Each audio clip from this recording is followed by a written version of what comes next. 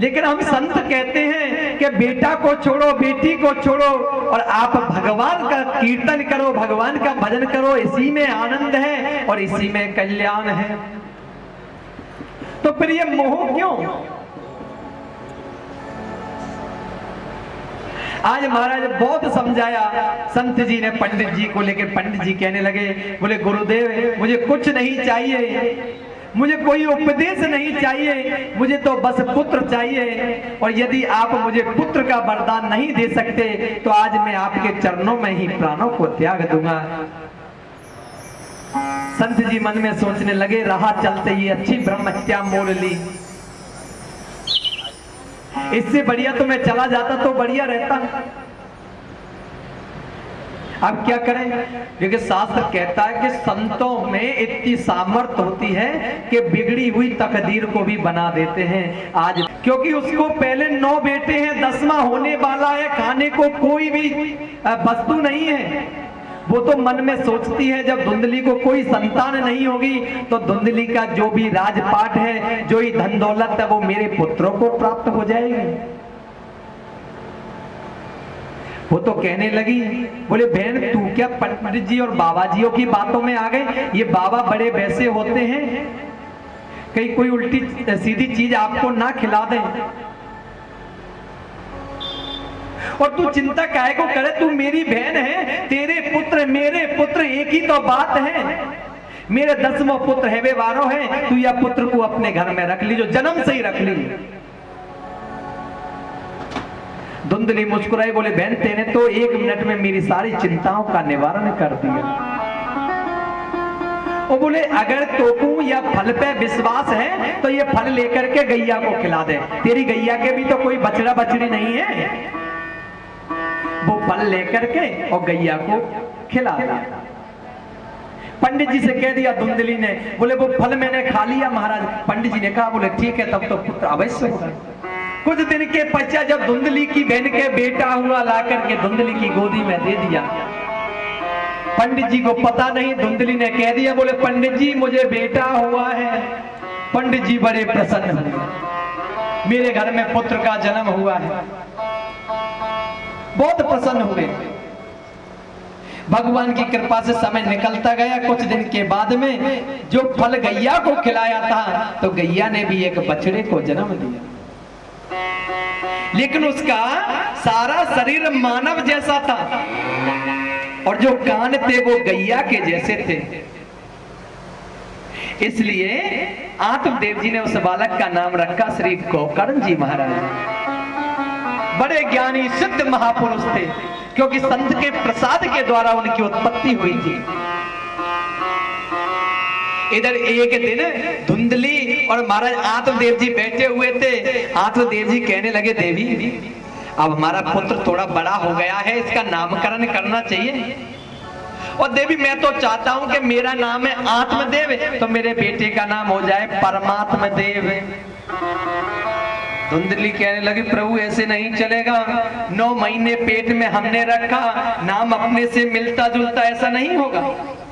मेरे बेटे का नाम तो मैं ही रखूंगी। मेरा नाम है धुंधली और मेरे बेटे का नाम होगा धुंधकारी। पंडित जी ने कहा, बोले देवी जैसी तेरी इच्छा। उस बालक का नाम धुंधकारी रख दिया गया। थोड़ा बड़ा हुआ, एक लौता पुत्र है। शास्त्र कहता है जिस घर में एक लौता पुत्र होता है ना, तो उसका लालन पालन प्यार से किया जाता है। तो माँ बाप का फर्ज होता है कि बच्चे पर डांट भी रखनी चाहिए, पूरी छूट नहीं देनी चाहिए। आज थोड़ा बड़ा हुआ धुंधकारी, तो महाराज खेलने के लिए चला जाता। खेलते खेलते पत्ते खेलने लग गया और पत्तों पर पैसे लगाने लग गया। जब पैसे ले जाने के लिए पंडित जी से कहता तो पंडित जी तो डांट देते, लेकिन जैसे धुंधली के पास में जाता धुंधकारी, तो धुंधली कहती बेटा ले जा, तेरा ही तो है। धीरे धीरे महाराज वो शराब पीने लग गया, मांस मदिरा का सेवन करने लग गया। जब मांस मदिरा का सेवन, जो आत्मदेव जी का पवित्र घर था, आज महाराज उसने उस घर को दूषित बना दिया। जहाँ पर भगवान की सेवा होती थी, ठाकुर जी का मंदिर बना हुआ था, उस घर में नजर आती है तो क्या शराब की बोतलें, मांस के टुकड़े। आज आत्मदेव जी अब तक तो रोते थे कि संतान नहीं है, और आज रोते हैं कि संतान क्यों है। बड़े परेशान हुए आत्मदेव जी। एक दिन बैठे बैठे रो रहे थे, कहीं से गोकर्ण जी महाराज का आगमन हुआ। गोकर्ण जी ने कहा, पिताजी आप रो रहे हैं। गोकर्ण जी ने अपने पिताजी के आंसुओं को पहुंच दिया। क्यों रोते हो पिताजी? बोले, बेटा गोकर्ण तुम तो जानते हो कि मेरे पुत्र धुंधकारी ने मेरे घर को नरक बना दिया।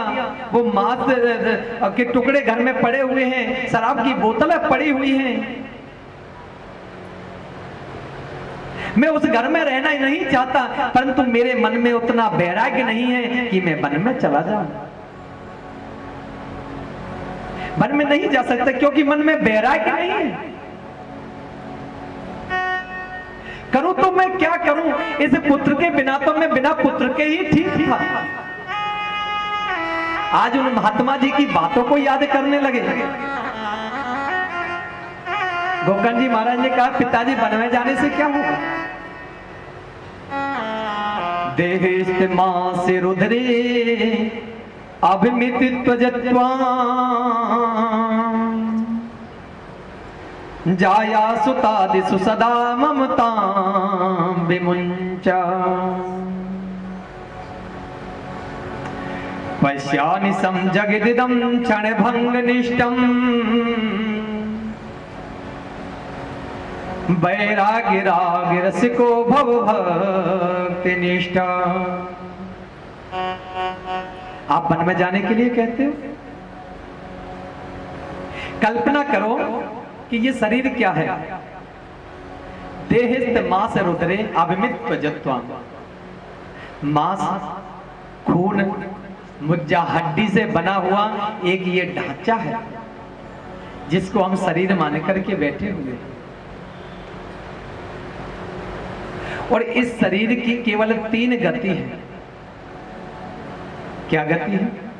जला दोगे तो राख हो जाएगा, गाड़ दोगे तो कीड़े पड़ जाएंगे, और फेंक दोगे तो हमारा जंगली जानवर कुत्ते वगैरह खा जाएंगे। ये 3 गति है शरीर की, चौथी कोई गति नहीं होती। और ये प्रश्न आप अपने आप से करें। हम लोग अपने शरीर पर अभिमान करते हैं, मेरा ऐसा शरीर, मेरा गोरा शरीर, मेरा हष्ट-पुष्ट शरीर। मानो तो ये शरीर कुछ नहीं है। ये शरीर यदि मेरा है तो अपने आप से प्रश्न करो, यदि शरीर मेरा है तो ये आंखें भी मेरी हैं, और आंखें तो अंधी हो जाती है, मैं रोक नहीं पाता। यदि मेरी होती तो मैं रोक लेता। यदि कान मेरे हैं, मेरे शरीर के हैं, तो कान बहरे हो जाते हैं। यदि मेरे होते तो रोक लेता, बहरे क्यों होने देता। नाक भी कभी कभी परमहंस हो जाती है, ना सुगंधित आती है ना दुर्गंध आती है। और यदि शरीर ये मेरा होता तो मैं इसे मरने क्यों देता? यदि शरीर मेरा होता तो क्यों मरता? मैं इसको बचा लेता। कुछ नहीं है, शरीर नाशवान है। और ध्यान रखना, इस संसार में यदि कोई चीज सत्य है तो वो क्या है? मृत्यु। इसके अलावा दूसरा कोई सत्य नहीं है। मृत्यु इतनी सत्य है कि सब जानते हैं कि एक ना एक दिन सबको आनी है, किसी को आगे किसी को पीछे।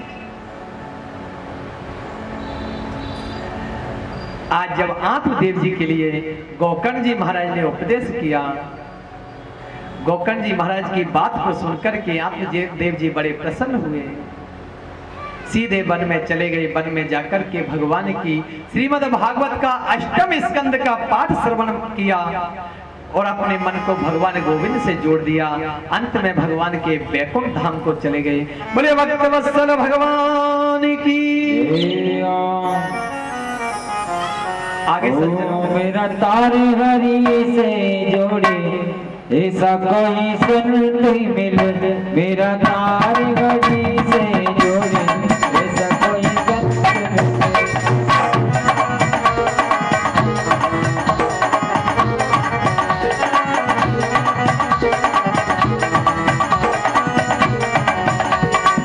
नाम का रस्ता मोड़े ऐसा कोई संत मिले, मेरे नाम का रस्ता मोड़े ऐसा कोई संत मिले।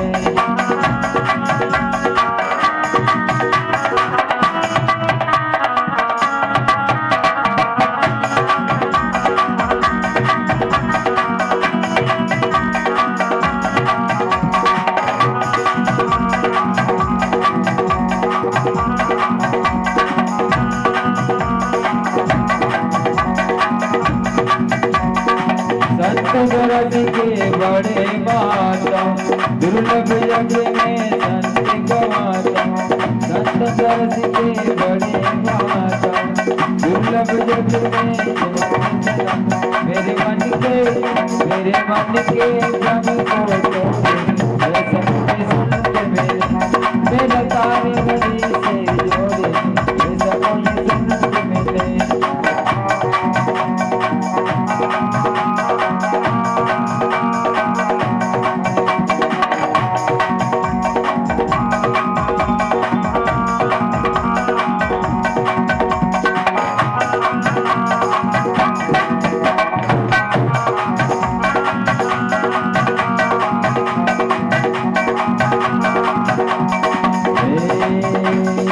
भटकत नहीं मिलता, भटकत नहीं मिलता, मन मेरा रोके नहीं मिलता, मेरे मन के रोके रोके कोई संत मिले, मेरा तार हरि से जोड़े ऐसा कोई संत मिले, कोई ऐसा कोई संत मिले, कोई ऐसा कोई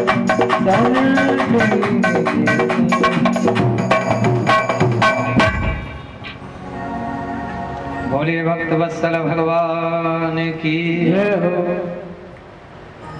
आज आत्मदेव जी ने अपने शरीर को त्याग दिया। उधर जब महाराज धुंधकारी ने देखा कि पिताजी तो वन में चले गए, देहाभ्यास हो गया, तो जो संपत्ति है वो माता के अधीन करके गए हैं, तो धुंधकारी अपनी माता से पैसे मांगने लगा। तो धुंधली परेशान हो गई, बोले सब कुछ तो तूने नष्ट कर दिया। तो अपनी माता को ही पीटने लगा धुंधकारी। एक दिन धुंधली मन में सोचने लगी, इस पुत्र ने मुझे परेशान कर रखा है, रोज मार खाने के बजाय तो अपने प्राणों को त्याग दूं। धुंधली गई और जाकर के कुएं में छलांग लगा दी और अपने शरीर को छोड़ दिया। धुंधकारी का साम्राज्य हो गया। 5 वैश्याओं को घर में लाकर के रख लिया। अब तो महाराज वो वैश्याएं कहती, बोले हमारे लिए पैसों की जरूरत है, धन की जरूरत है, तो महाराज चोरी करने लगा। एक दिन की बात है कि राजा के यहाँ पर डाका डाल दिया धुंधकारी ने, और जब धन चुरा करके उन वैश्याओं को ला करके दिया, कहने लगी, बोले कहां से लाए हो? बोले आज तो राजा के यहाँ से लेकर के आया। तो वो वैश्याएं मन में सोचने लगी, यदि राजा ने इनको पकड़ लिया तो पूछताछ होगी, पूछा जाएगा कि आपने धन किसको दिया, तो ये हमारा नाम लेगा, तो इसको दंड मिलेगा और उसके साथ में हमें भी दंड मिलेगा। तो क्या किया जाए? बोले इसको रास्ते से हटा दो। एक दिन धुंधकारी रात्रि के समय में और मदरा पान करके आया, नशे में धुत था। वैश्याओं ने एक गड्ढा खोदा, धुंधकारी आकर के जैसे ही चारपाई पर लेट गया तो पांचों वैश्याओं ने मिलकर के बांध दिया, और बांध करके और उस गड्ढे में डाल दिया, ऊपर से मिट्टी डाल दी। धुंधकारी की मृत्यु हो गई। उस धन को लेकर के वो वैश्याएं चली गई। अब सज्जनों, उधर एक दिन की बात है कि गोकर्ण जी महाराज घूमते घूमते और उसी नगर में आ गए, उत्तम नगर में। गोकर्ण जी महाराज जब उत्तम नगर में आए, रात्रि का समय है। जो संयमी पुरुष होता है ना, वो किसी को कष्ट देना नहीं चाहते। गोकर्ण जी महाराज मन में सोचने लगे, बोले यदि गांव वालों को पता चलेगा कि मैं आया हूं तो इनकी सभी की निद्रा टूट जाएगी, ये मेरा स्वागत सत्कार करने लगेंगे। तो क्या करना चाहिए? मन में ध्यान आया कि मेरे पिताजी का घर तो है, आज उसी में बैठ करके भगवान का भजन करूं, प्रातः काल सभी ग्रामवासियों से भेंट हो जाएगी। गोकर्ण जी महाराज उसी भवन में गए जो पिताजी का भवन है, कोई नहीं रहता उसमें। गोकर्ण जी महाराज ने एक छोटा सा आसन लिया, कमंडल का जल पास में रखा, भगवान का भजन करने के लिए बैठ गए। या निशा सर्वभूतानाम तास्याम जागृति संयमी। जब रात के अंधियारे में सब लोग शयन करते हैं, उस समय जो संयमी महापुरुष होते हैं वो भगवान का भजन किया करते हैं। जैसे भगवान का भजन करने के लिए बैठे तो उन्होंने देखा कि आत्म देव जी के उस घर के अंदर से अनेक प्रकार की ध्वनि आ रही हैं। कभी कोई भैंसे बनकर के आ जाता है, कभी कोई बकरा बनकर के आ जाता है, भगवान का भजन नहीं करने देता।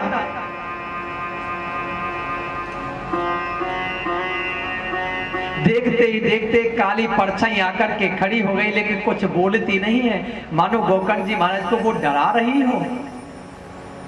गोकर्ण जी महाराज ने अपने कमंडल से जल लिया, जल लेकर के जैसे ही छींटे लगाए, वो परछाई हाथ जोड़ करके कहने लगी। गोकर्ण जी महाराज ने कहा, कौन हो आप?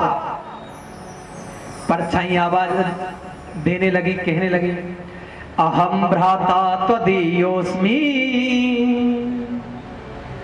धुंधकारी नामता स्वकीय नैव दोषेना ब्रह्मात्मं नासितं मया। अहम भ्राता त्वदीयोस्मि, मैं आपका भाई हूं। धुंधकारी नाम बता, मेरा नाम धुंधकारी है। गोकर्ण जी महाराज ने जब ये बात सुनी, कहने लगे, राम राम राम, धुंधकारी तुम प्रेतात्मा में? और धुंधकारी मैं सत्य कहता हूं, मुझे आपकी मृत्यु का समाचार गया में प्राप्त हुआ, तो मैं गया में श्राद्ध करके आया हूं। और शास्त्र कहता है कितना भी बड़ा प्रेत आत्मा हो, उसका यदि गया श्राद्ध किया जाता हो तो उसको मुक्ति मिल जाती है, तुम्हें मुक्ति नहीं मिली। धुंधकारी कहने लगा, बोले भैया कोई छोटे मोटे प्रेत हो तो मुक्ति मिले, हम तो उच्च कोटि के प्रेत हैं, कभी भगवान का नाम सुमरन नहीं किया, जीवन में कोई सत्कर्म नहीं किया, तो पिंडों से मुक्ति मिलने वाली थोड़ी है। बोले तो ठीक है धुंधकारी, कोई बात नहीं, चिंता मत करो, मैं तुम्हारे मोक्ष के लिए कोई उपाय जरूर करूंगा। प्रातः काल हुआ, गोकर्ण जी महाराज ने एक लोटे में जल लिया, भगवान सूर्य नारायण को अर्पण किया, हाथ जोड़ करके कहने लगे, हे भुवन भास्कर भगवान सूर्य नारायण, मेरा भाई है धुंधकारी जो प्रेत आत्मा में है, उसके मोक्ष का कोई साधन बताइए जिससे उसको मोक्ष की प्राप्ति हो सके।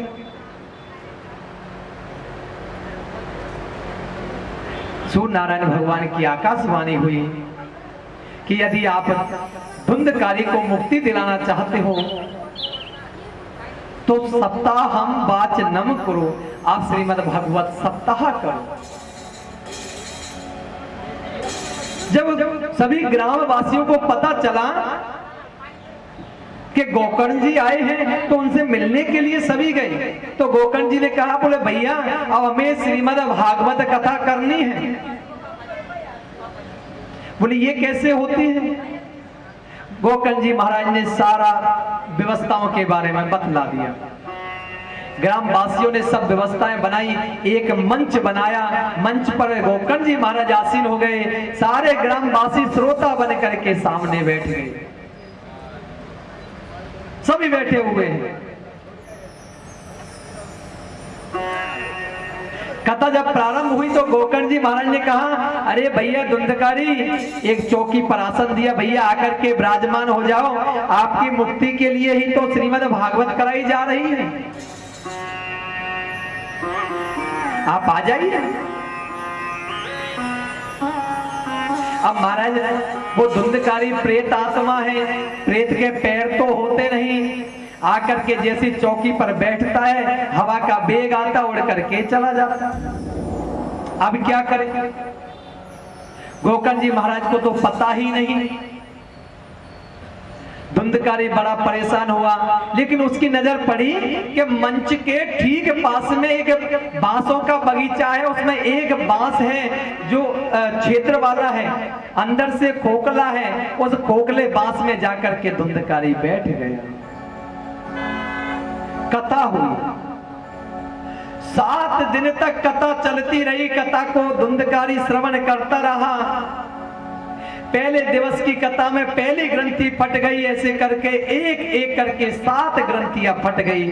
और जब 7 दिवस की कथा पूर्ण हुई, जो प्रेत आत्मा धुंधकारी था वो भगवान का पार्षद बन गया और भगवान के धाम से विमान आया, धुंधकारी उसमें बैठ करके जाने लगा। तो गोकर्ण जी महाराज ने रोक दिया, भगवान के पार्षदों से कहने लगे, भैया कहां लेकर के जाते हो? बोले इनको भगवान के धाम लेकर के जा रहे हैं। बोले क्यों? बोले इन्होंने भागवत को श्रवण किया है। बोले एक बात बताओ, कथा श्रवण करने वाले ये सभी हैं, ग्रामवासी हैं, धुंधकारी भी है, कथा करने वाला मैं एक हूं, पांडाल भी एक है, कथा भी भगवान की ही है। तो जब कथा में अंतर नहीं, करने कराने वालों में अंतर नहीं, तो फल में अंतर क्यों? जो विमान धुंधकारी के लिए आया है, तो ये विमान तो सभी श्रोताओं को भी तो आना चाहिए। भगवान के पार्षद कहने लगे, बोले जिस नियम से धुंधकारी ने कथा को श्रवण किया है, उस नियम से ग्रामवासियों ने नहीं किया। और विमान तो उसी के लिए आता है जो नियम पूर्वक कथा श्रवण करता हो। नियम क्या होते हैं? बोले सबसे प्रमुख नियम है कि 7 दिन की जो श्रीमद् भागवत कथा है, इसको प्रतिदिन श्रवण करने की कोशिश करें, कोई दिन छूटे नहीं। कथा में कोई भी कथा नहीं छूटे, व्यास जी से पहले आए और प्रसाद और आरती लेकर के प्रस्थान करें, क्योंकि प्रसाद में ही कथा का परिणाम होता है। उसके बाद में जो कथा कीर्तन होते हैं उनका चिंतन करें, श्रवण करें। ये नहीं कहते, श्रोता 3 प्रकार के होते हैं, श्रोता, सरोता और श्रोता। श्रोता तो वो होते हैं जो आकर के घूंघट निकाला और निद्रा ले ली, वो होते हैं श्रोता। और सरोता वो होते हैं जो कथा में तो आए लेकिन कभी इसकी बुराई करी, कभी सरोता होता है जो सुपारी काटता है, कभी इसकी बुराई, उसकी चुगली करी, 4 घंटे 3 घंटे उसी में बराबर। सच्चा श्रोता वो होता है जो कथा को श्रवण करे और श्रवण करने के बाद में अपने जीवन में उतारे, उसी को भगवान की प्राप्ति होती है। जितनी भी भगवान की कथा है, जितने भी भगवान के अवतार हैं, जितने भी रहस्य हैं, उन सभी को समझने की कोशिश करें। कथा में कभी भी खाली हाथ नहीं जाएं, कोई भी वस्तु नहीं है, एक तुलसी का पत्र लेकर के भगवान को समर्पित कर दें। एक पुष्प लेकर के आए, भगवान को समर्पित कर दे, ठाकुर जी ये पुष्प है, आप ग्रहण कीजिए। वही कथा श्रवण करना कल्याणकारी होता है। भगवान के पार्षद ये कहकर के भगवान के धाम को चले गए धुंधकारी को लेकर के। गोकर्ण जी ने कहा, बोले चिंता मत करो, हम पुनः श्रीमद् भागवत कथा करेंगे। गोकर्ण जी महाराज ने पुनः श्रीमद् भागवत कथा श्रवण कराई सभी को।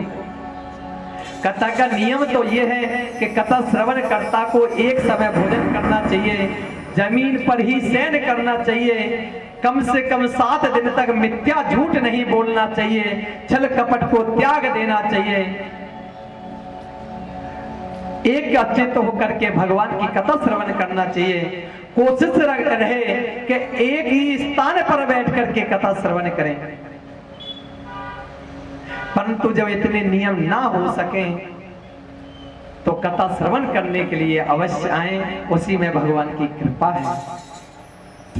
आज गोकर्ण जी महाराज ने कथा करी, सभी ग्रामवासी श्रोता बन करके बैठे। अंत में भगवान के श्री धाम से सभी ग्रामवासियों को अलग अलग विमान आए और सभी ग्रामवासी अपने अपने विमान में आरूढ़ होकर के भगवान के धाम को चले गए। बोले भक्त वत्सल भगवान की। सभी भगवान के धाम को चले गए। हम लोगों के मन में भी कभी कभी एक भाव आता है कि यदि एक कथा श्रवण करने से भगवान मिल जाते तो हमने तो न जाने कितनी कथा श्रवण की है, हमारे लिए तो विमान नहीं आया। लेकिन विमान का मतलब समझना चाहिए। विमान किसे कहते हैं? कथा श्रवण करने के बाद में यदि अपने मन से अभिमान निकल जाए तो समझो विमान आ गया। हनुमान जी का नाम हनुमान क्यों पड़ा?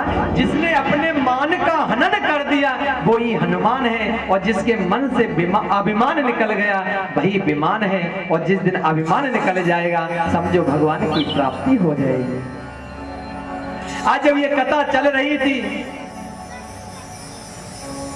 आज भक्ति देवी और ज्ञान और वैराग्य का बुढ़ापा दूर हुआ, तीनों प्रकट हो गए। भक्ति देवी खड़ी होकर के ताता थैया नृत्य करने लगी। महाराज प्रहलाद जी भी आए, प्रहलाद जी कांसा बजाने लगे, तालियां बजाने लगे, देव ऋषि नारद बीड़ा बजाने लगे, सनत कुमार जय हो करने लगे, देवराज इंद्र मृदंग बजाने लगे। प्रहलाद तलधारी तरल गति तया चौदभव्य कांस्यधारी, वीणाधारी सुरसीश्वर, कुशल तया राग कर्तार्जनो भूत, इंद्रो अबादि मृदंगम जय जय, सुकया कार्तनेति कुमारा, यत्राग्रे भाव भक्ता सरसर चनया, व्यास पुत्रो बभूव। आज सभी कीर्तन करने लगे और इतना स्वर लहरी कीर्तन होने लगा कि आकाश से देवताओं ने देखा, सभी देवता भी वहां पर आ गए। और जब भगवान श्री कृष्ण को पता चला तो भगवान कन्हैया भी पधारे, स्वर लहरी कीर्तन होने लगा। बोले भक्त वत्सल भगवान की।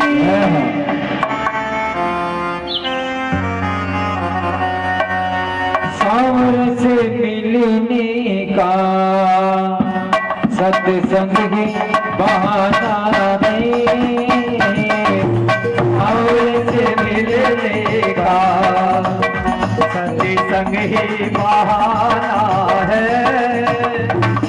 सावर से मिलने का सत्संग ही बहाना है, सावर से मिलने का सत्संग ही बहाना है।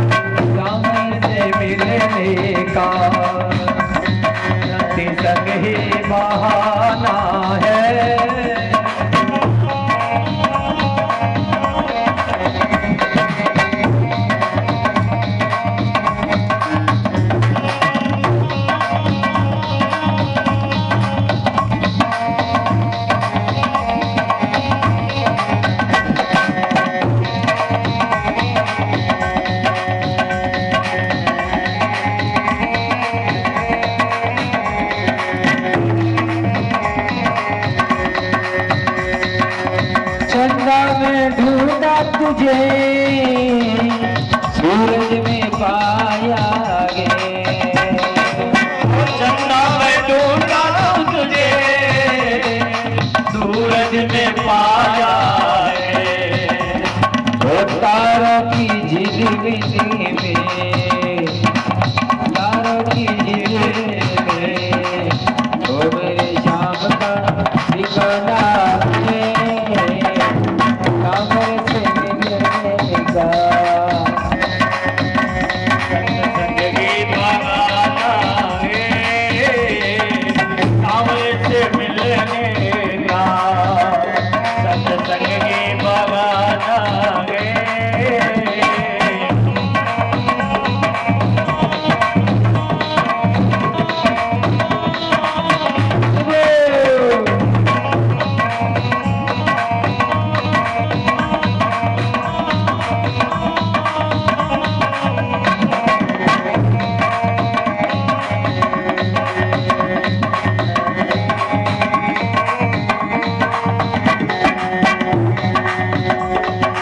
हो गंगा में ढूंढा तुझे,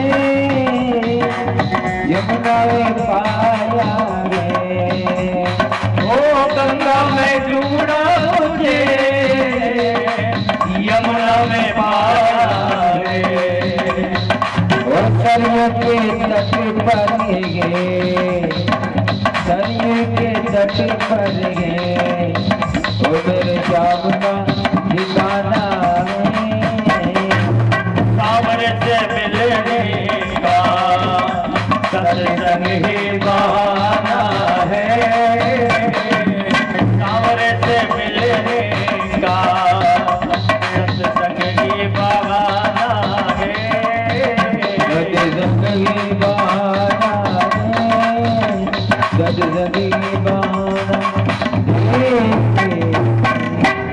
ओली श्याम सरकार की जय हो। जन्माधस्य जतो व्याधि तरत चार्थी स्वभिज्ञ स्वरा, तेने ब्रह्म हृदय आदि कवये, मोहन्ते यत्सूरजा, तेजो वारि मृदं जथा विनिमयो, यत्र तिसर्गो मृषा, धाम्ना स्वेन सदा निरस्तकुहकम्, सत्यं परं धीमहि।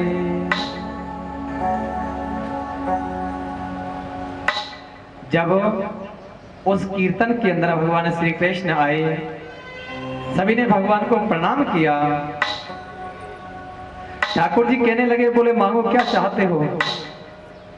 बोले प्रभु एक ही वरदान दे दो कि जहां कहीं आपका सत्संग होता हो, आपका कीर्तन होता हो, तो आपका दर्शन मिल जाया करे।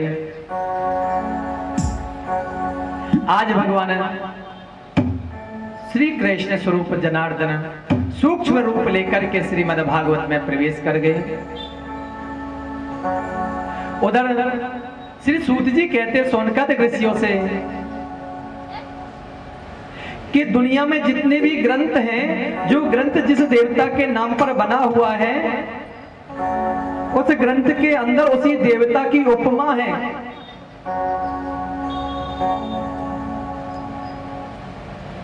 रामायण में राम जी की है, शिव पुराण में शिव जी की है, देवी भागवत में मैया जगदम्बे की है, लेकिन श्रीमद् भागवत में कोई देवी देवता की उपमा नहीं है। और यहां तक समझ लो कि किसी को छोड़ा भी नहीं है, सभी समाहित हैं। लेकिन मूल रूप से श्रीमद् भागवत में यदि प्रतिपादन किया है तो वो सत्य का किया है।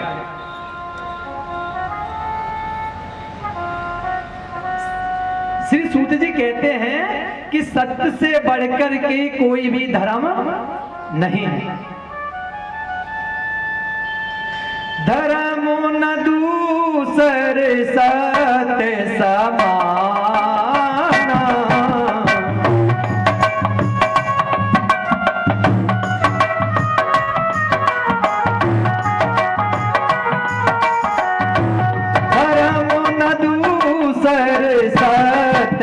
समाना। श्री राम जय जय राम, आगम निगम पुराण खाना। श्री राम जय राम।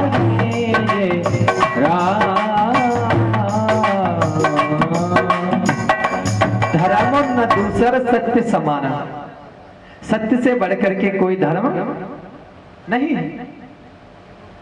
तुलसी बाबा कहते हैं आगम निगम पुराण सभी में इसका उल्लेख है। और भागवत जी में व्यास जी ने कहा है असत्याद परो धर्मो, अर्थात असत्य से बढ़कर के कोई अधर्म नहीं होता। नहीं असत्य सम पातक पुंजा। सोनकादिक ऋषि कहते हैं, बोले कभी असत्य नहीं बोलना चाहिए, बोले नहीं बोलना चाहिए। बोले महाराज जी यदि किसी की जान जाती हो, बोले यदि किसी की जान जा रही है और आपके असत्य बोलने से बच सकती है तो वहां पे असत्य बोल सकते हैं। ऐसे 6 स्थान भागवत जी में बताए हैं कि जहां पर असत्य बोलने का झूठ बोलने का पाप नहीं लगता। 6 स्थान है, आगे कथा आएगी। परंतु बात बात में जो व्यक्ति असत्य बोलता है समझो वो बहुत बड़ा पाप करता है। असत्य नहीं बोलना चाहिए। और क्या करना चाहिए?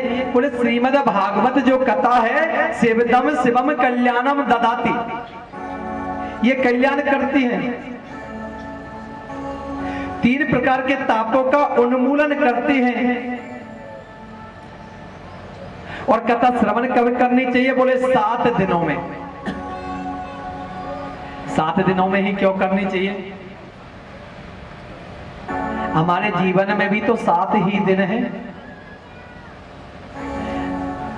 सूर्य जो रविवार है, चंद्र जो सोमवार है, भौम जो मंगलवार है, बुधवार, बृहस्पतिवार, शुक्रवार और शनिवार, ये 7 दिन हैं।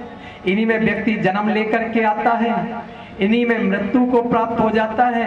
अच्छा करता है, बुरा करता है, पाप करता है, पुण्य करता है, ये 7 दिनों में ही करता है। इसलिए श्रीमद् भागवत कथा 7 दिनों में ही श्रवण करनी चाहिए और भगवान से प्रार्थना करनी चाहिए, हे गोविंद मेरे एक दिन की कथा श्रवण करने से मेरे उस दिन के सभी पाप नष्ट हो जाएं। उसी प्रकार 7 दिन कथा श्रवण करने से मेरे 7 दिन के पाप नष्ट हो जाएं। इसलिए 7 दिनों में ही श्रीमद् भागवत करनी चाहिए। बोले श्रीमद् भागवत है क्या? बोले श्रीमद् भागवत है एक निगल कल्प वृक्ष का फल। ये फल है। निगम कल्प तरोर गलितम फलम। निगम रूपी कल्प वृक्ष का फल है श्रीमद् भागवत। तो महाराज ये हमारे बीच में कैसे आया भाई? जन जन में इसका प्रचार कैसे हुआ? क्योंकि कल्प वृक्ष तो स्वर्ग में होता है, और जब कल्प वृक्ष का फल है श्रीमद् भागवत तो मृत्यु लोक में कैसे आया? बोले ये मृत्यु लोक में आया श्री सुखदेव जी की कृपा से। सुखदेव कौन है? सुख कहते हैं तोते को। और तोता जिस फल में मुख लगा देता है तो समझो या तो वो फल पहले से मीठा होता है या तोते का मुख लगने से मीठा हो जाता है। इसलिए सुखदेव जी के द्वारा ये मृत्यु लोक में आया। निगम कल्प तरोर गलितम फलम सुख मुख द्रव्य अमृत संयुतम। और क्या करें इसका? पिबत भागवतम महामाल्यम मुहुरहु रस का भुवि भावुका। महाराज इसका पान करो। बोले कितना पान करें? और एक बात और बताओ, जो फल होता है उसमें तो गुठली होती है, बीज होता है, कोई समझदार व्यक्ति बीज थोड़ी खाता है। बोले श्रीमद् भागवत में किसी प्रकार का बीज नहीं है, कोई ऐसी चीज नहीं है कि आप अलग कर सको, न इसमें कोई बीज है न इसमें कोई छिलका है, इसमें तो रस ही रस है। जितना इसको पान करोगे उतना ही आनंद आएगा। बोले महाराज कितनी बार पान करें? पहले भी पान करी, कहीं दूसरी जगह भी हमने कथा श्रवण की। बोले इतना पान करो कि अंतर मन से आवाज आने लगे कि अब तो गोविंद विराजमान हो गए, भगवान की कृपा हो गई। मुंह रहो रस का भोग भाव का। कहते हैं जब तक अमृत पान करने से जिह्वा तृप्त नहीं होती तब तक पान करना चाहिए। उसी प्रकार जब तक अंतर आत्मा तृप्त नहीं होती जब तक श्रीमद् भागवत श्रवण करनी चाहिए। और श्रवण कैसे करें? एक कोई सत्संगी थे और सत्संगी जी किसी मेले में आए। उनके पास में दो मूर्तियां थी पीतल की, वशिष्ठ देव जी की। मूर्तियों में 10-10 किलो का वजन था। मेले में रख दी ला करके, कहने लगे भैया मेरी मूर्तियों की परीक्षा लो और खरीदो। बोले महाराज ये बात आओ कि इनके दाम क्या हैं? बोले एक का 10,000 रुपए, दूसरी का 50,000 रुपए। बोले 50,000 रुपए वाली में सोना है क्या? बोले नहीं, दोनों में पीतल है। बोले तो वो भारी होगी। बोले नहीं, दोनों में बराबर का वजन है, 1 ग्राम का अंतर नहीं। बोले तो कीमत में अंतर क्यों? बोले ये तो आप परीक्षा लो और खरीदो।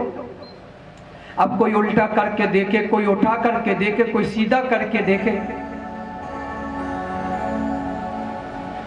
वहीं पर कोई सत्संगी महापुरुष थे, मन में सोचने लगे इन बाबा को तो मैंने कहीं देखा है। आकर के कहने लगे महाराज मैं आपकी मूर्तियों की परीक्षा लूं? बोले हाँ भैया लो।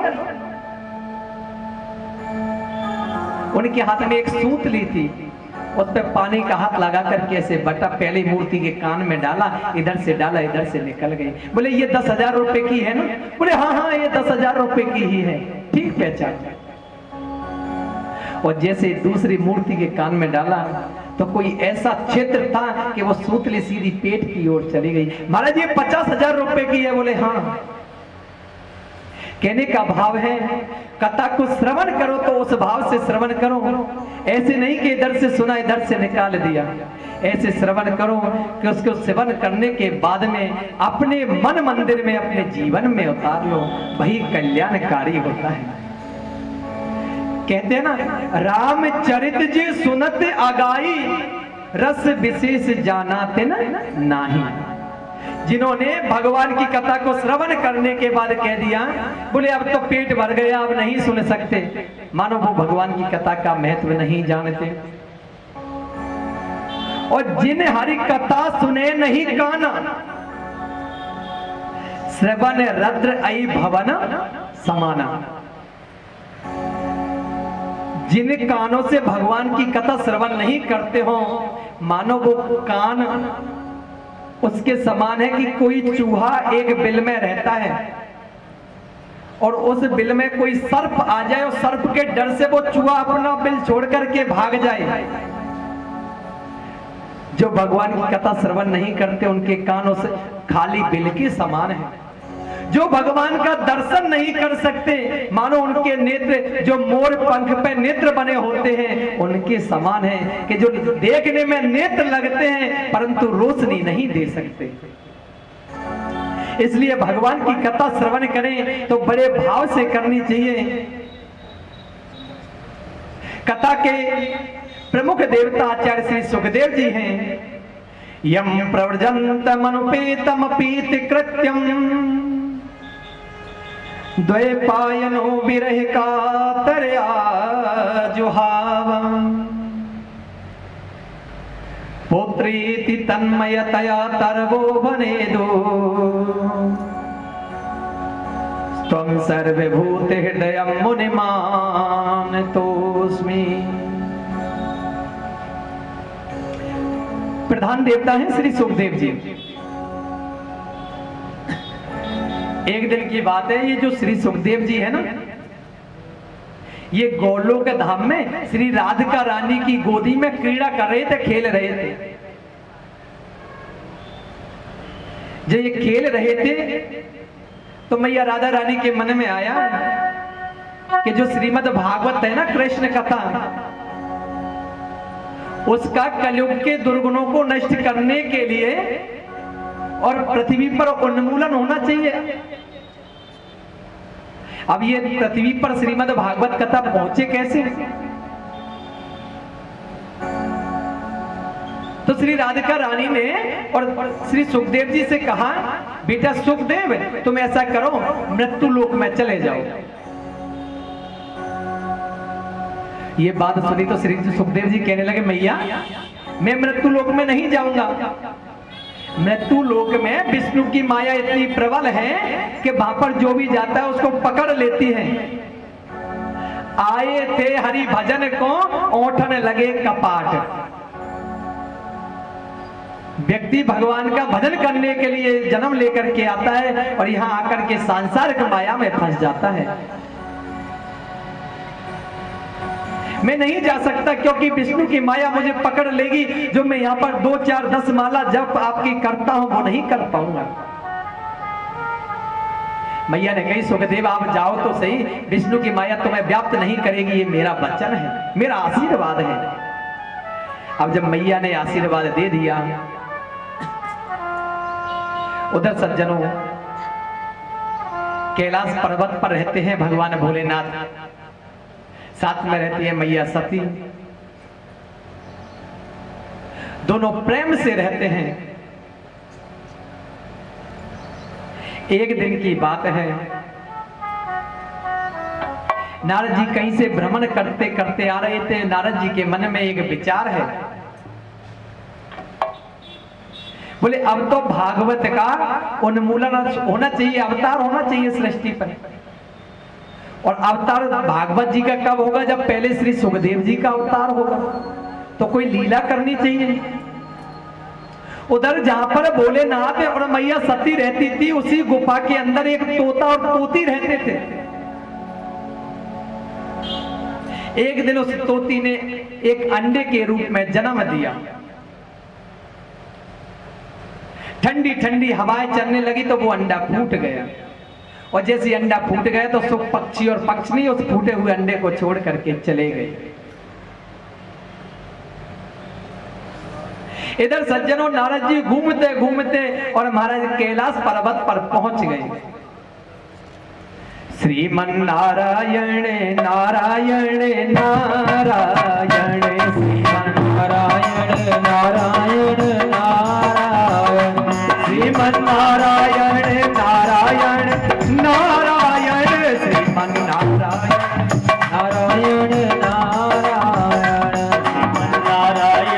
नारायण नारायण, श्रीमन नारायण नारायण नारायण, श्रीमन नारायण नारायण नारायण, श्रीमन नारायण नारायण नारायण, श्रीमन नारायण नारायण नारायण।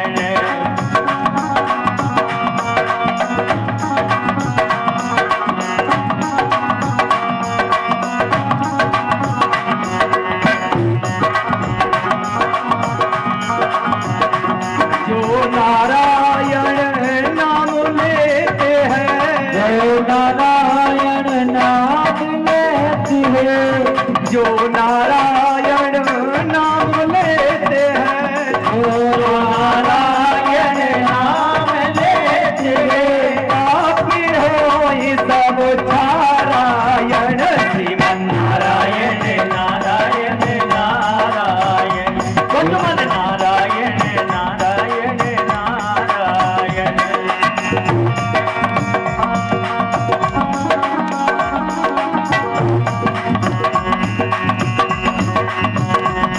गज और ग्राह लड़े जल भीतर, गज ग्राह लड़े जल भीतर, गज और ग्राह लड़े जल भीतर, गज और ग्राह लड़े जल भीतर, लड़ते लड़ते गज हारायण,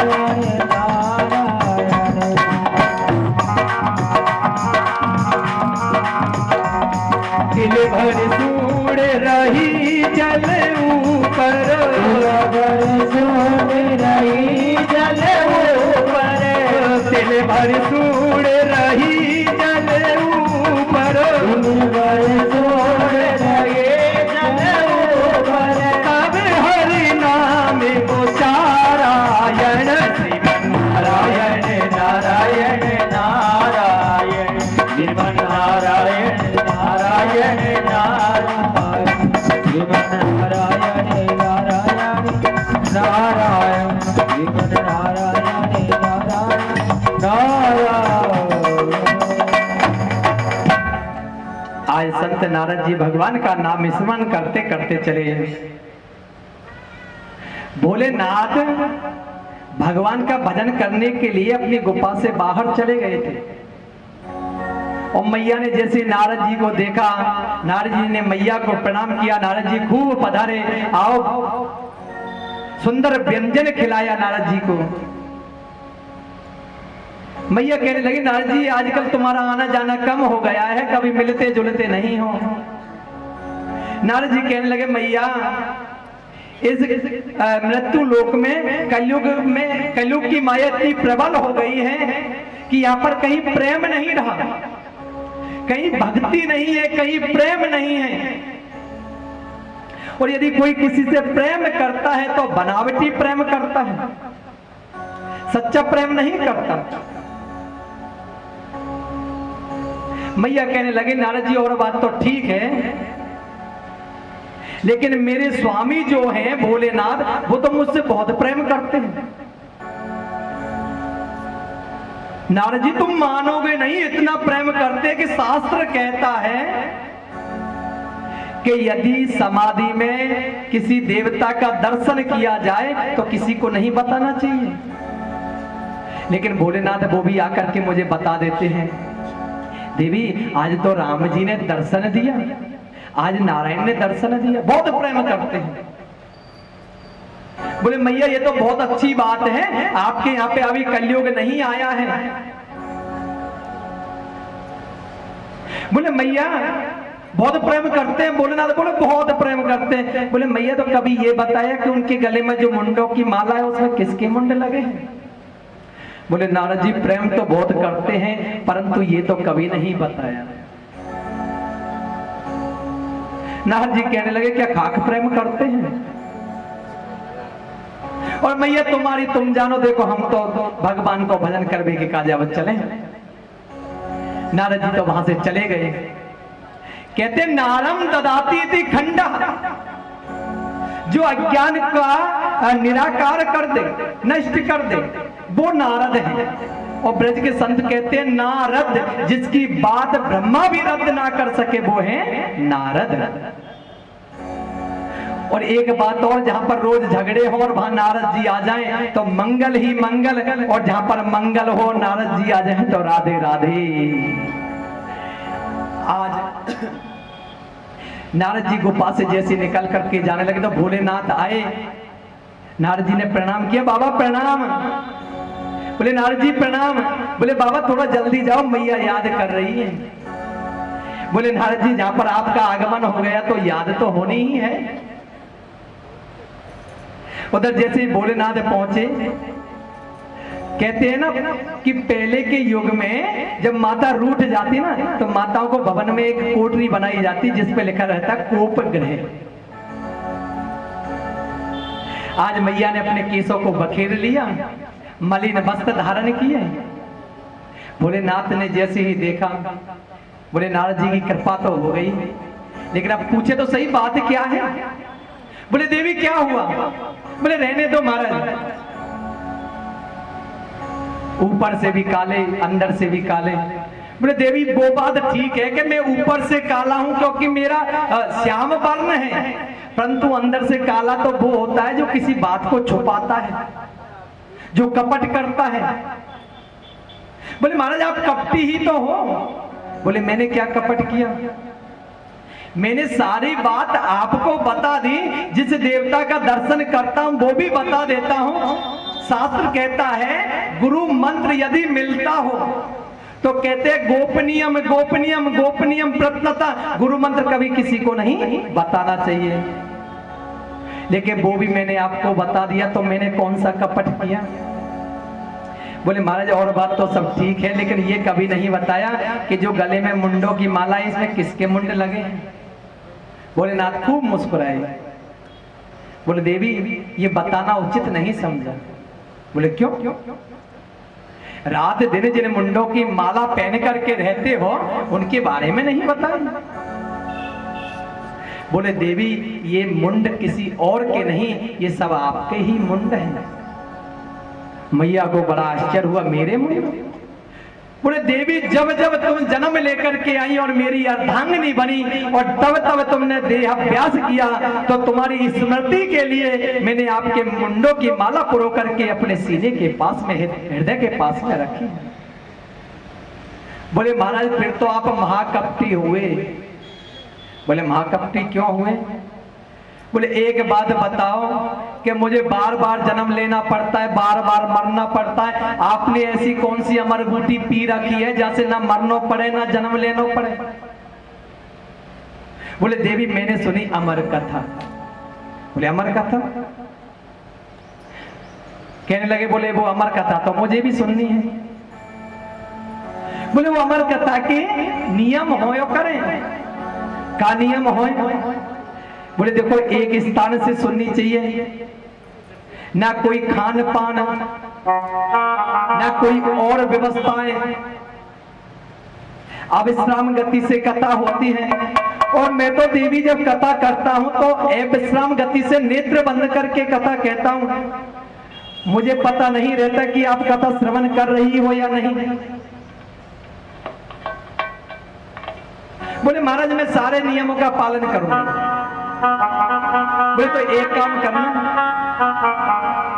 कहते हैं कि कथा जब होती है तो ओम ओम बोलते रहना, तो मुझे भी तो पता चले कि आप कथा श्रवण कर रही हैं या नहीं। मैया ने कही बोले ठीक है। अब तो सज्जन भोलेनाथ कथा श्रवण कराने लगे मैया को। मैया सामने बैठी हुई है, भोलेनाथ बैठे हुए। पहले दिन की कथा हुई,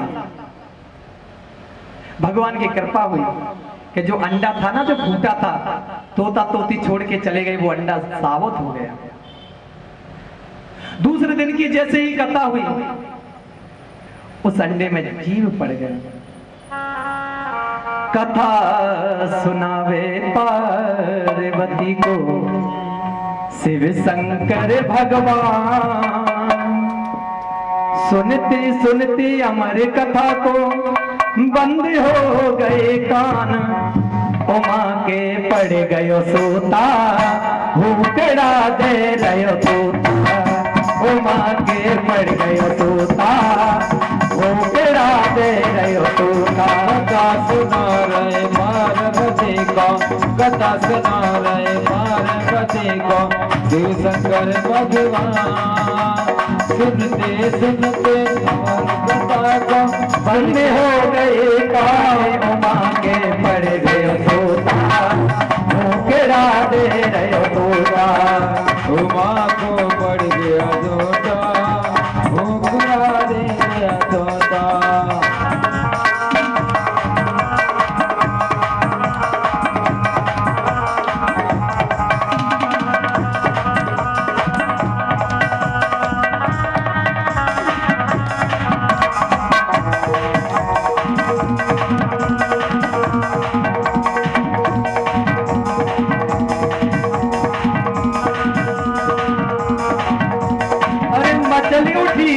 गौरा शिव शंकर से बतराई। मचल नदी थी गौरा शिव शंकर से बतराई। अमर कथा के दियो नारद ने याद दिलाई। अमर कथा के दियो नारद ने याद दिलाई। अमर कथा के दियो नारद ने याद दिलाई। अमर कथा के दियो नारद ने याद दिलाई। अमर कथा के सुनते ही हाँ अमर हर कथा के सुनते ही कट जाए पाप तमाम। पड़ गयो तोता होके आते रहे तोता। धर्म कोई बन गया कोटा, उमा को पड़ गया छोटा, पड़ गया छोटा, उमा को पड़ गया छोटा।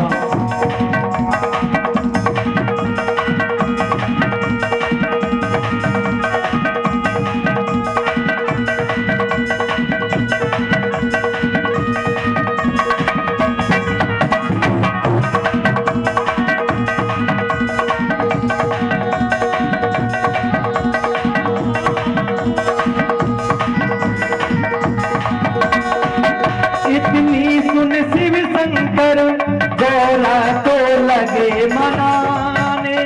इतनी सुनकर शिव शंकर गोरा को लगे दिखाने। इतनी सुन शिव शंकर गौरा को लगे मनाने। इतनी सुन शिव शंकर गोरा को लगे बनाने। लियो चितलाई शिव कथा लगे सुनाने। शिव बनाए शिव कथा लगे तुम्हारी। सुन लियो चितलाई शिव लागे कथा सुनाने।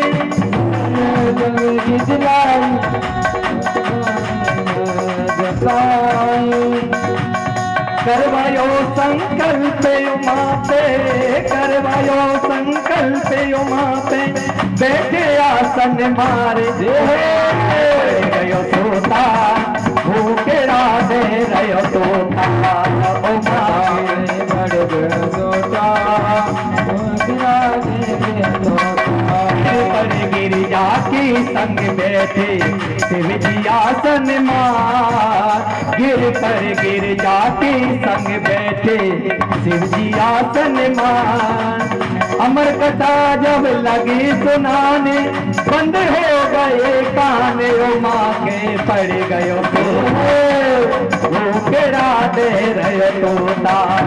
उमा के पड़ गयो तोता भूखे राधे रयो तोता।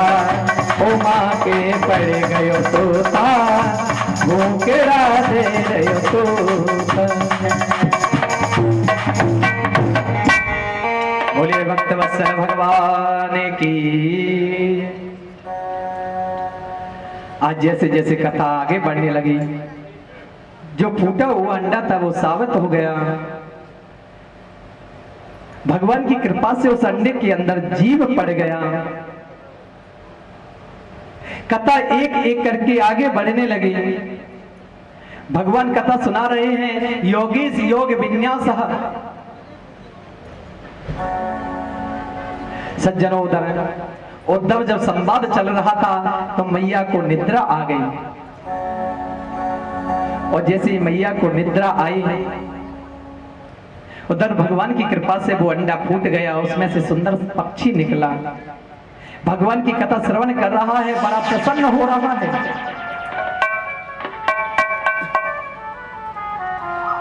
आज जैसे उस पक्षी ने देखा कि माता को निद्रा आ गई है, यदि ओम का उच्चारण बंद हो जाएगा तो कथा विराम हो जाएगी तो दोष लगेगा। आज वो पक्षी बड़ा प्रसन्न होकर के ओम ओम ओम बोल रहा है, भोलेनाथ के द्वारा कथा को श्रवण कर रहा है। 7 दिन की कथा विश्राम हुई। भोलेनाथ ने जयकार लगाया, बोले बाल कृष्ण लाल की। मैया की निद्रा खुली।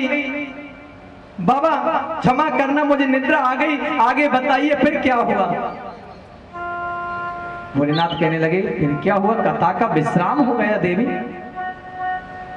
बोले महाराज क्षमा करना, मुझे निद्रा आ गई। बोले तो ये कथा श्रवण कौन कर रहा था? ओम ओम कौन कर रहा था? पीछे जैसे ही देखा तो ये सुख पक्षी है, बड़ा गदगद हो रहा है, प्रसन्न हो रहा है, ओम ओम बोले जा रहा है। भगवान को क्रोध आया भोलेनाथ को। भगवान ने अपना त्रिशूल उठाया, मारने के लिए दौड़े। मैया ने रोका, स्वामी क्यों मारते हो उसे? क्या अपराध है उसका? क्या उसने कथा श्रवण की है उसका अपराध है?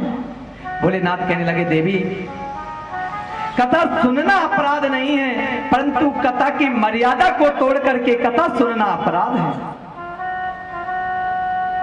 शास्त्र कहता है जब हमें किसी से ज्ञान अर्जन करना हो तो उसके सम्मुख बैठ करके ज्ञान प्राप्त करना चाहिए। इसने पीछे बैठ करके कथा को श्रवण किया है, इसलिए मेरे शत्रु के समान है, क्योंकि इसने मेरे प्रभु की अवज्ञा की है। मैं इसे मृत्यु दंड दूंगा। और जैसे भोलेनाथ मारने के लिए दौड़े तो वो पक्षी वहां से उड़ चला। अब तो महाराज वो उड़ता उड़ता हरि क्षेत्र कूद क्षेत्र से तो बंद रामेश्वर गया जी, होते होते भद्र आश्रम में पहुंच गया। अब भद्र का आश्रम में रहते हैं नारायण के पुत्र हुए ब्रह्मा, ब्रह्मा के पुत्र हुए वशिष्ठ, वशिष्ठ के पुत्र हुए शक्ति, और शक्ति के पुत्र हुए पाराशर, और पाराशर जी के पुत्र हुए श्री वेदव्यास जी महाराज। इनकी माता का नाम था माता सत्यवती। ये जन्म से ही वन में चले गए, वहीं पर अपना विवाह कार्य किया। इनकी पत्नी है जिनका नाम है श्रीमती बिटुका देवी। उनके साथ में रहते बद्रिकाश्रम में एक संप्रदाय नाम का आश्रम बना करके। एक दिन बिटुका देवी कहने लगी अपने पति से, बोले प्रभु बुढ़ापा आ गया परंतु कोई संतान नहीं हुई। व्यास जी ने कहा देवी भगवान की कृपा होगी तो अवश्य होगी। व्यास जी तो भगवान का भजन करने के लिए चले गए। बिटका देवी अपने कुटिया के दरवाजे पर खड़ी हुई थी। जैसे ही उनको आवासी आई, जैसे ही मुंह खोला, वो सुख पक्षी उस मुखार बिंद से अंदर प्रवेश कर गया। भोलेनाथ दौड़े दौड़े आए, आकर के कहा, बोले यहाँ पर मेरा शत्रु आया है, मेरा शत्रु कहाँ है मुझे बताओ, मैं उसे मार दूंगा। मैया ने कहा, बोले हमें तो पता नहीं। भोलेनाथ ने वहीं अपना त्रिशूल गाड़ लिया। बोले जब तक मैं उसको मृत्यु दंड नहीं दूंगा तब तक मैं यहां से नहीं जाऊंगा। कुछ समय के पश्चात श्री व्यास जी आए। व्यास जी ने कहा, भोलेनाथ क्या हुआ? बोले आपकी कुटिया में आकर के मेरा शत्रु छुप गया है, उसको बाहर निकालिए, उसको मैं मृत्यु दंड दूंगा। बोले उसका अपराध क्या है? बोले उसने अमर कथा को सुना है। व्यास जी ने मुस्कुरा करके कहा, भोलेनाथ जिसने अमर कथा को सुन लिया उसको कौन मार सकता है, वो तो अमर हो गया। भोलेनाथ की व्यास जी ने बार बार विनती की। आज भोलेनाथ वहां से और वापस कैलाश पर्वत पर आ गए। उधर सज्जनों एक एक दिन करके 12 वर्ष व्यतीत हो गए। अभी तक वो जो सुख पक्षी है वो माता बिटुका देवी के गर्भ में है। एक दिन मैया बिटुका देवी ने अपने पति से कहा, व्यास जी से, बोले प्रभु मेरे अंदर कोई महापुरुष है, मेरे गर्भ से मंत्रों की ध्वनि का उच्चारण होता है। व्यास जी ने कहा, उससे कहो जो बाहर आए। बोले मैं बहुत कहती हूं महाराज बाहर नहीं आता, नहीं आता बाहर। व्यास जी ने कहा, बोले पुत्र तुम बाहर आओ, तुम्हारी मातुश्री को बड़ा कष्ट होता है। अंदर से आवाज आई, बोले मैं बाहर नहीं आऊंगा, बाहर विष्णु की माया बहुत प्रबल है, मुझे पकड़ लेगी। और मैंने तो इस घर में एक मंदिर बना रखा है, वहीं भगवान का भजन करता हूं, बाहर मैं भजन नहीं कर पाऊंगा। व्यास जी ने कहा, बोले चिंता मत करो, मैं वचन देता हूं तुम्हें विष्णु की माया व्याप्त नहीं करेगी। बिटका देवी के गर्भ से आवाज आई, बोले यदि आप वचन दे सकते थे तो महाराज आपके मन में पुत्र की कामना जागृत नहीं होती। आप तो स्वयं विष्णु की माया में बंधे हुए हो। यदि साक्षात नारायण आकर के कहें कि मेरी माया तुझे व्याप्त नहीं करेगी तो मैं बाहर आ सकता हूं। आज व्यास जी ने भगवान नारायण का आवाहन किया। भगवान नारायण पधारे। भगवान नारायण ने आकर के श्री सुखदेव जी से कहा, बेटा तुम बाहर आओ, मैं तुम्हें वचन देता हूं कि मेरी माया तुम्हें व्याप्त नहीं करेगी। आज सज्जनों सुखदेव जी का जन्म हुआ। लेकिन जैसे ही सुखदेव जी का जन्म हुआ तो महाराज कहते हैं जब बालक का जन्म होता है तो वो रोता है, लेकिन यहाँ तो ना तो कोई रोना ना कोई धोना, जैसे बालक का जन्म हुआ। शास्त्र कहता है कि जन्म के बाद में नाल छेदन होता है, लेकिन सुखदेव जी का नाल छेदन भी नहीं हुआ। उसी नाल को सुखदेव जी ने अपने कंधे पे रखा और सीधे वन में चल दिए। सुखदेव जी का नाल छेदन नहीं हुआ, वन में चल दिए सुखदेव जी नाल को अपने कंधे पे रख करके। अब जैसे सुखदेव जी आगे आगे जा रहे हैं तो पीछे से व्यास जी पुत्र पुत्र चिल्लाते जाते हैं। तो लता पताओं से आवाज आती है, महाराज आप किसको पुत्र कहते हैं? न जाने कितनी बार ये आपके पिता बन चुके हैं। जब इतनी बात सुनी तो व्यास जी अपनी कुटिया पर वापस आ गए। सुखदेव जी भगवान का भजन करने के लिए चले गए। सूत जी कहते सोनकादिक ऋषियों से भगवान के 24 अवतार हुए, जिसमें से पहला अवतार भगवान का सनत कुमार जी के रूप में हुआ, जो भगवान ब्रह्मा जी के मानस पुत्र हैं। सनक, सनंदन, सनातन, सनत कुमार। दूसरा अवतार भगवान का बराह रूप में हुआ, जो सूकर का बच्चा होता है। तीसरा अवतार भगवान का संत नारद जी के रूप में हुआ। चौथा अवतार भगवान का नर और नारायण के रूप में हुआ। पांचवा अवतार कपिल मुनि के रूप में हुआ। छठवां अवतार भगवान का दत्तात्रेय जी महाराज के रूप में हुआ। सातवां अवतार भगवान का यज्ञ भगवान के रूप में हुआ और आठवां अवतार ऋषभ देव जी के रूप में हुआ। नौवां अवतार महाराज पृथु के स्वरूप में हुआ। 10वां अवतार भगवान का मत्स्य स्वरूप में हुआ। 11वां अवतार कश्यप रूप में हुआ। 12वां अवतार धनवंतरी जी के रूप में हुआ। 13वां अवतार मोहिनी रूप में हुआ। 14वां अवतार नरसिंह भगवान के रूप में हुआ। 15वां अवतार बाबर भगवान के रूप में हुआ। 16वां अवतार परशुराम जी के रूप में हुआ। 17वां अवतार श्री वेदव्यास जी के रूप में हुआ। 18वां अवतार राम जी के रूप में हुआ। 19वां अवतार कन्हैया के रूप में हुआ। 20वां अवतार शेषनाग बलराम जी के रूप में हुआ। 21वां अवतार हरि अवतार के रूप में हुआ। 22वां अवतार हंस अवतार के रूप में हुआ। 23वां अवतार बुद्ध रूप में हुआ और 24वां अवतार संत महापुरुष और हमारे सनातन पद्धति के ग्रंथ कहते हैं कि कल के रूप में जो कलयुग में अवतार होगा वो कल की भगवान का 24वां अवतार होगा। वो 24वां अवतार महाभारत में भी इसका उल्लेख आया है। महाभारत में तो बताया है कि महाराज उत्तर प्रदेश में संबल नामक ग्राम में एक ब्राह्मण रहेंगे जिनका नाम रहेगा विष्णु यशा। उनके घर में भगवान कल के रूप में अवतार लेकर के आएंगे, जो दुष्ट और मलेच्छों का नाश करके सतयुग का ध्वजा स्थापित करेंगे। लेकिन कलयुग आने में अभी बहुत समय बाकी है। अभी कलयुग का प्रथम चरण चल रहा है, तो कलयुग में अभी तो बहुत ही कम वर्ष व्यतीत हुए हैं। अभी तो इतना कलयुग नहीं आया है। कलयुग तब आएगा जब कहते हैं तिल तिल करके जो गिरिराज जी महाराज हैं वो जमीन के अंदर चले जाएंगे। सूर्य नारायण की गति 7 सूर्यों के समान हो जाएगी। पृथ्वी पर चारों ओर पानी ही पानी हो जाएगा, जल ही जल हो जाएगा, क्योंकि जहां से जिसका जन्म होता है अंत भी वहीं पर होता है। पृथ्वी जल से ही अवतार लेती है और जल में ही विलीन हो जाती है। यदि कोई बचेंगे उस कलयुग के हस्तक्षेप से तो भगवान के भक्त और भगवान को मानने वाले कल्याणकारी भक्त ही बचेंगे। वहीं से पुनः सतयुग की ध्वजा पताका स्थापित होगी। तो ये 24 अवतार भगवान के हैं और इन 7 दिनों में हम इस पवित्र प्रांगण में बैठ करके एक एक करके भगवान के 24 अवतारों की कथा का रस स्वादन करेंगे, श्रवण करेंगे। भगवान ने कौन कौन सी लीलाएं की, क्योंकि 24 अवतारों में प्रमुख 2 अवतार भगवान के माने गए हैं,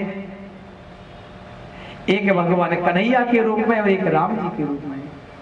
राम कृष्ण 2 एक है, अंतर नहीं निमेष, इनके नैन गंभीर हैं, उनके चपल विशेष। राम कृष्ण दोनों एक हैं, केवल अंतर है तो एक कि भगवान राम मर्यादा पुरुषोत्तम है और भगवान कन्हैया लीला पुरुषोत्तम है। राम जी के नेत्रों में गंभीरता है तो कन्हैया के नेत्रों में चपलता है। बाकी 24 अवतारों में ये दोनों ही श्रेष्ठ अवतार भगवान के कहे गए हैं। आगे श्री सूत जी महाराज सोनकादिक ऋषियों से कहते हैं कि भगवान के जो 24 अवतार हैं, इनमें से भगवान का कृष्ण अवतार श्रेष्ठ है, राम अवतार श्रेष्ठ है। वैसे तो 24 अवतार ही श्रेष्ठ हैं, लेकिन जिन कथाओं में लीला का दर्शन कराया गया है वो कृष्ण और राम रूप में है। ये जो 4 श्लोक जो श्रीमद् भागवत के हैं, भाई 4 श्लोकों की जो श्रीमद् भागवत नारद जी ने व्यास जी को दान करी, और व्यास जी के पास में एक दिन नारद जी गए तो नारद जी से व्यास जी कहने लगे, बोले नारद जी मैंने बहुत वेद वेदांत पाठों की रचना की है लेकिन मन को संतोष नहीं हुआ। प्राणी का जीवन में एक ही लक्ष्य रहता है, प्रातः काल उठता है, अपने नित्य कर्म से निवृत्त हुआ, अल्पाहार ग्रहण किया, उसके बाद में अपने कार्यों में लग जाता है, शाम को भोजन किया और महाराज सो जाता है, आवागमन यही नष्ट हो जाता है। इसलिए मैं चाहता हूं नारद जी कि कोई ऐसी कथा हो कि कानों से सुनने से प्राणी का कल्याण हो जाए।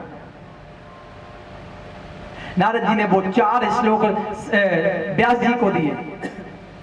व्यास जी ने कहा नारद जी अब इनका मैं क्या करूं, अब तो बुढ़ापा आ गया। बोले ऐसा करो संतों की सानिध्य में चले जाओ, क्योंकि संतों की सानिध्य में जाने से सारे कार्य सफल हो जाते हैं। नारद जी कहते मैं कोई कथा नहीं कह रहा, ये मेरे जीवन का लक्ष्य है, मैं अपनी कथा बता रहा हूं। एक बार मेरा जन्म हुआ और जन्म हुआ ना तो जन्मते मेरे पिताजी खत्म हो गए। मेरी मैया ने मुझे लालन पालन किया, बड़ा किया, मेरा नाम रखा बालक रामदास। अब मैं जब छोटा था तो मेरी मैया जब संतों की सेवा करने जाती तो मुझे साथ लेकर के जाती, गोदी में बैठाती, मैं संतों की सेवा करता, उनकी कथा सुनता। हमारे गांव में 4 महीने की जो बरसात होती है, चतुर्गी जिसे बोलते हैं, उसमें संत आते एक ही स्थान पर रहते।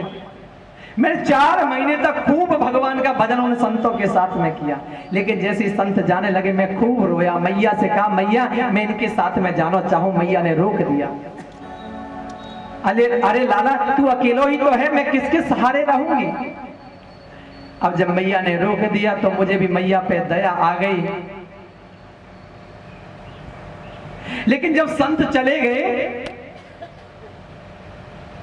तो मैंने भगवान से प्रार्थना कही, हे भगवान मेरी मैया को मृत्यु आ जाए। कहते कोई व्यक्ति नहीं चाहता कि उसकी मैया चली जाए, उसको मृत्यु आ जाए, परंतु मैंने ये कार्य किया। मैंने भगवान से प्रार्थना की कि मेरी मैया को मृत्यु आ जाए, क्योंकि मैया को जब मृत्यु आ जाएगी तो फिर मुझे भगवान का भजन करने से कोई नहीं रोक सकता। एक दिन ठाकुर जी की कृपा हुई कि मेरी मैया गैया के लिए घास डाल रही थी, उसी घास के अंदर एक जहरीला सर्प बैठा हुआ था, मेरी मैया को डस लिया, मेरी मैया की मृत्यु हो गई। मैं खूब जोर जोर से रोया, मेरे नेत्रों से आंसू निकले, परंतु 2 प्रकार के आंसू निकले, एक आंख से ठंडे आंसू निकले, एक नेत्र से गर्म आंसू निकले।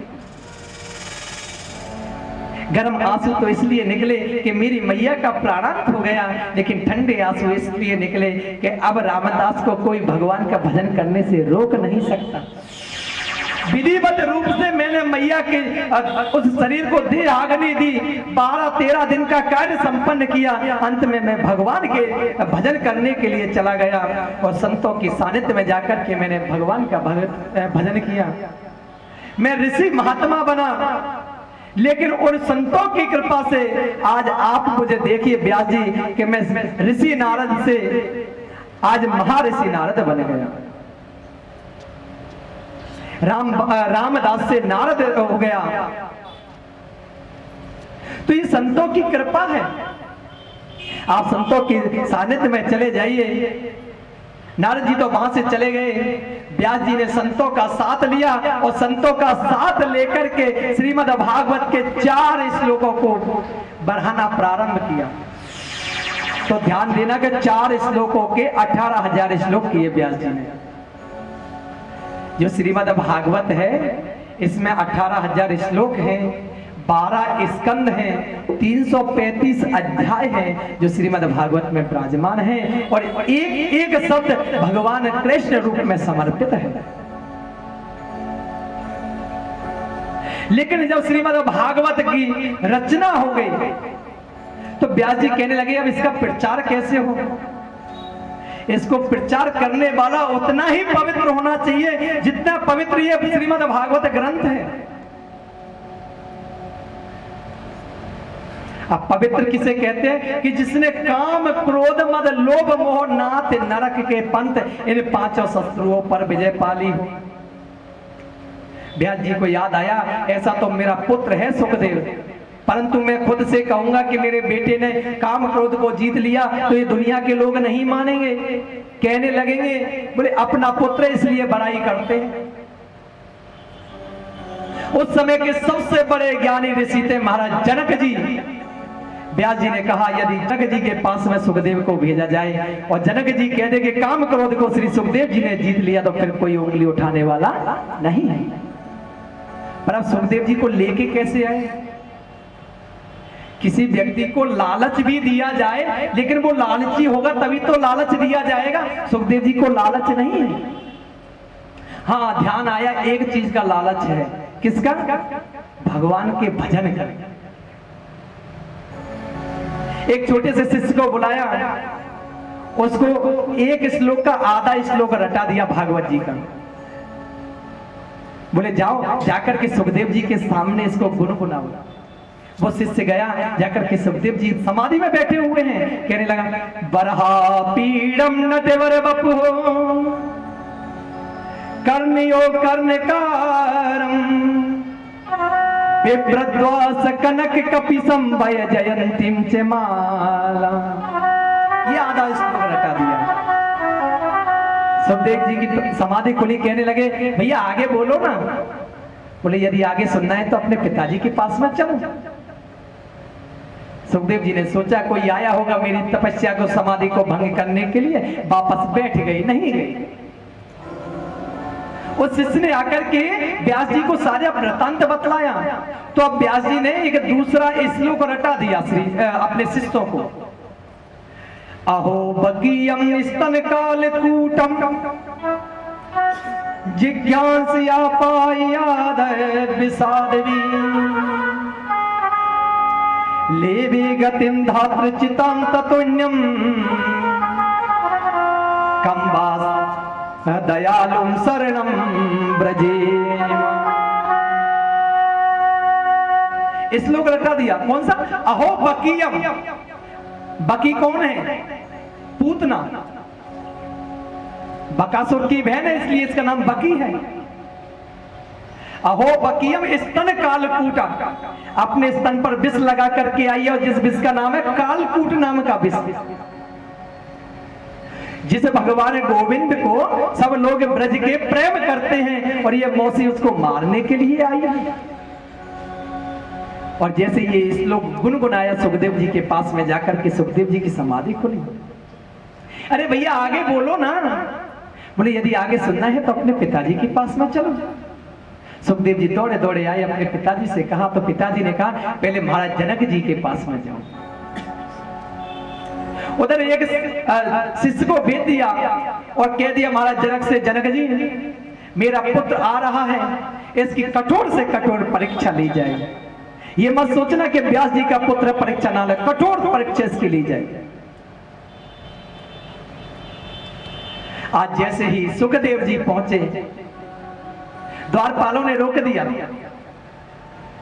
बोले महाराज जनक जी का आदेश है, अब 4 दिन तक यहीं खड़े रहो, उनको समय नहीं है। सुखदेव जी 4 दिन तक प्रतीक्षा करते रहे दरवाजे पर। 5वां दिन जब हुआ,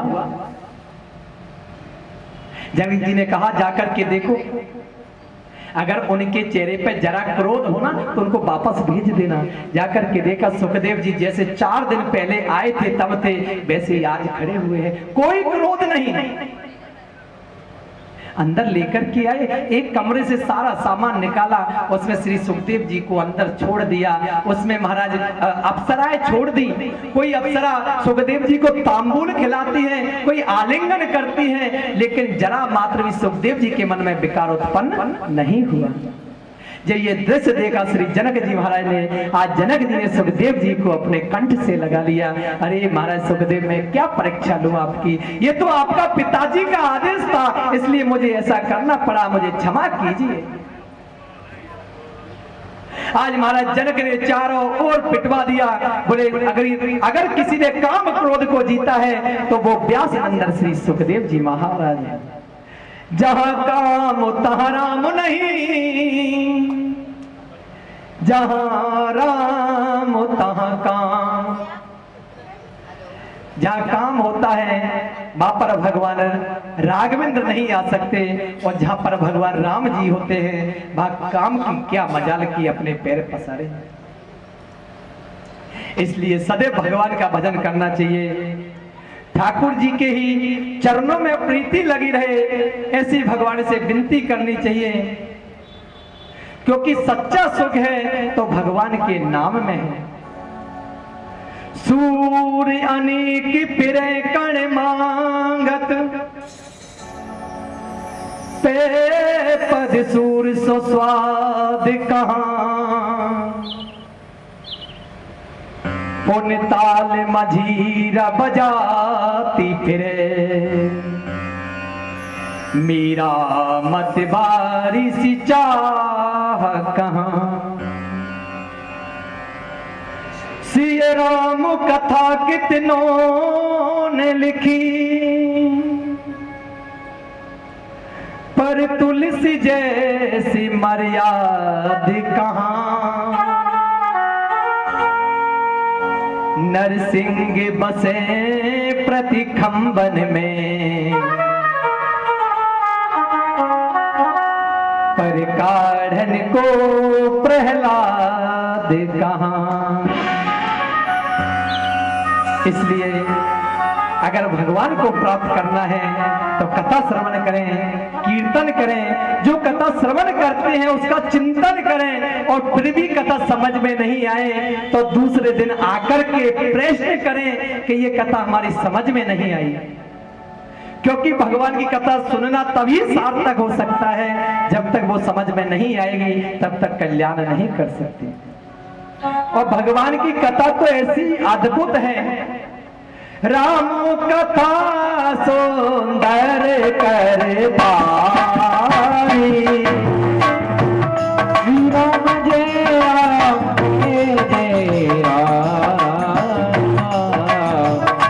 राम कथा सुंदर कर पाई।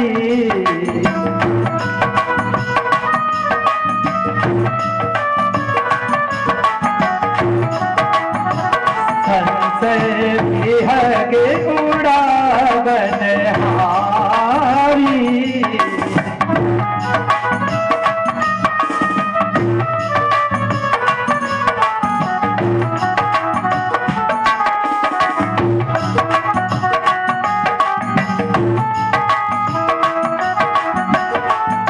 मंगल भवन अमंगल हारी।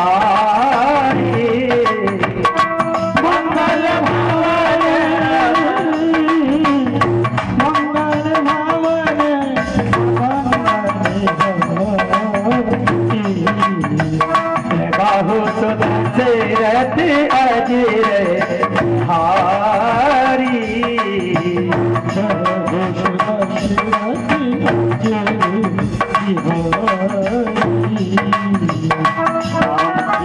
राम सिया राम जय जय।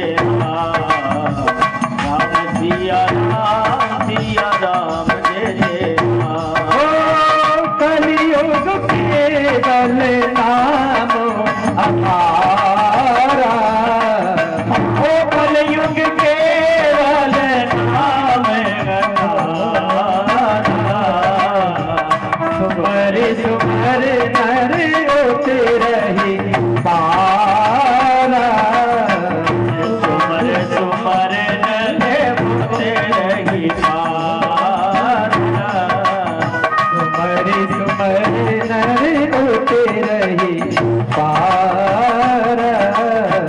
राम सिया राम जय जय राम। राम सिया राम जय जय राम।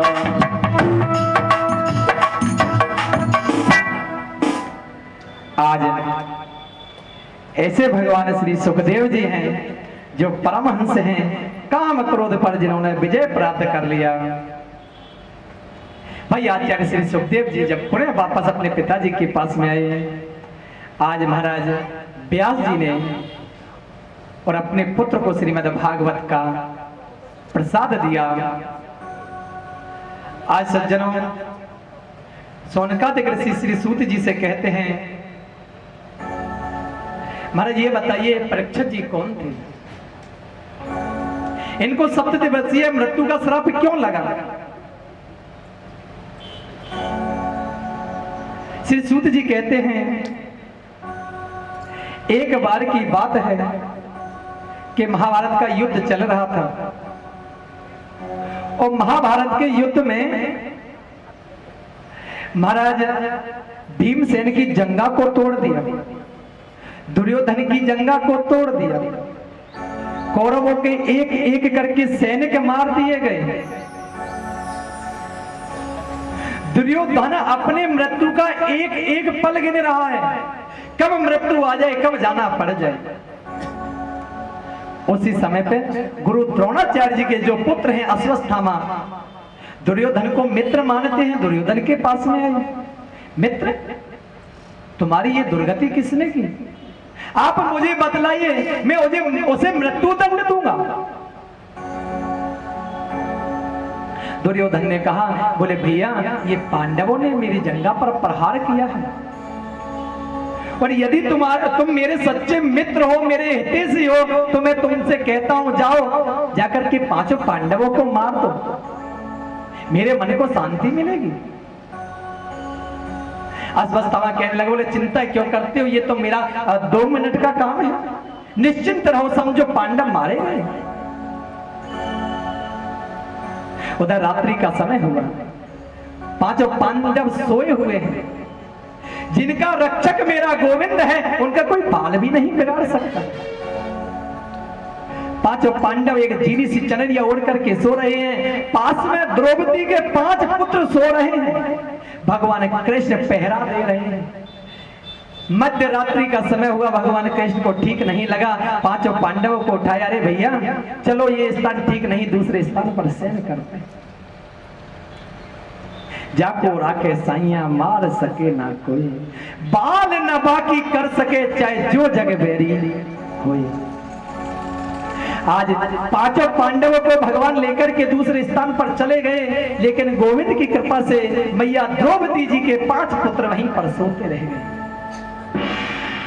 अश्वत्थामा आया, रात्रि का समय था, उसने सोचा कि ये 5 पांडव सो रहे हैं, आज उन 5 बालकों के सिर काट लिए और सिर काट करके एक झोले में रख लिए।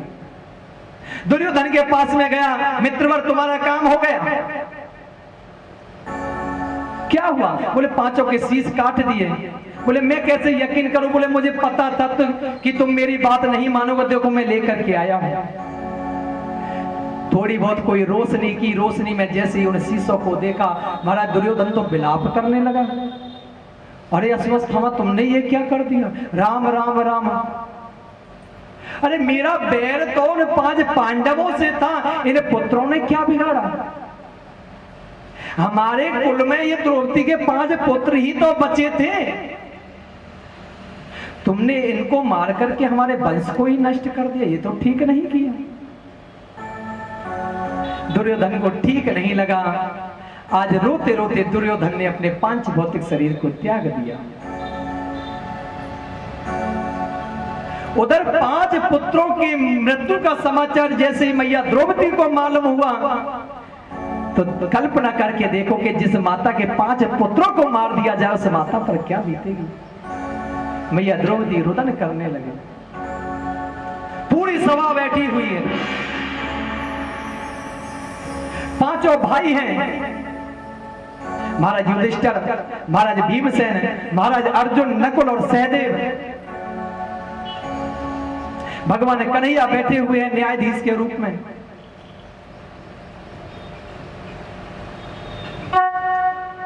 उधर जब मैया द्रौपदी विलाप करने लगी, अर्जुन से नहीं देखा गया।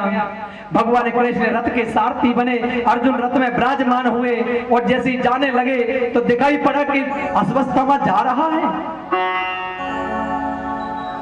अश्वत्थामा की दृष्टि पड़ी कि कन्हैया मुझे पकड़ने को आ रहे हैं। ना कुछ सोचा ना कुछ विचारा और महाराज सीधा अर्जुन पर ब्रह्मास्त्र चला दिया अश्वत्थामा। ध्यान रखना, द्रोणाचार्य जी ने अपने पुत्र को धनुर्विद्या का ज्ञान नहीं दिया। ये तो ब्रह्मास्त्र चलाना गलती से सीख लिया, लेकिन वापस करना नहीं जानते थे। ब्रह्मास्त्र चला दिया और जैसे ही ब्रह्मास्त्र को आते देखा अर्जुन ने, अर्जुन तो घबरा गया। कृष्ण कृष्ण महाबाहो भक्त नाम भयंकरा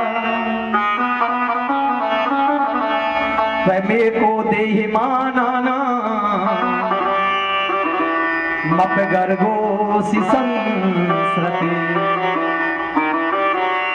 अरे गोविंद मेरे प्राणों की रक्षा करो, देखो अश्वत्थामा ने ब्रह्मास्त्र चला दिया, ये ब्रह्मास्त्र मुझे जला करके मार डालेगा, मेरे प्राणों की रक्षा करो।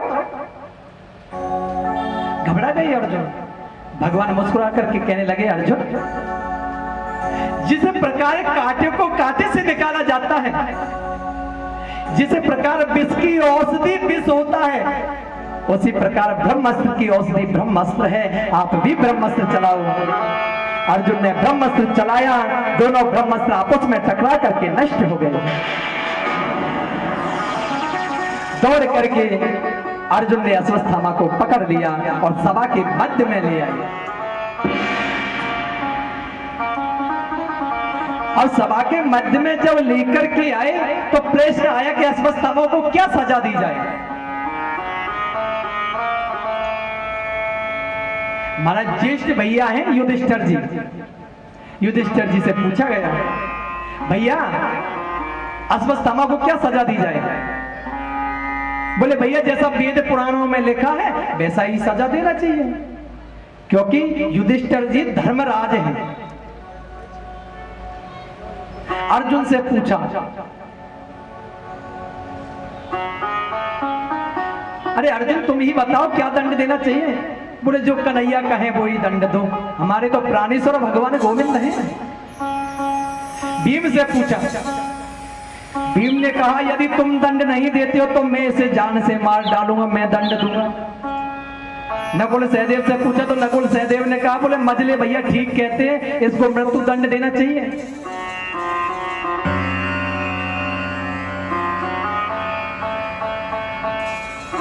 जब सारी सभा बैठी तो सभा के लोग कहने लगे, बोले पहले एक बार मैया द्रौपदी से तो पूछ लो, उन्होंने अपने 5 बेटे खोए हैं। द्रौपदी जी से पूछा, जिन मैया द्रौपदी को भगवान कन्हैया अपनी सखी कहते हैं उनके मन में विकार थोड़ी आ सकता है। द्रौपदी मैया कहने लगी, बोले क्या इसको मृत्यु दंड देने से मेरे बालक जीवित हो सकते हैं? यदि इसको मृत्यु दंड देने से मेरे बालक जीवित हो सकते हो तो इसको मृत्यु दंड दे दो, परंतु ऐसा तो नहीं है। और शास्त्र कहता है मुंजतामेसा ब्राह्मणो नितराम गुरु।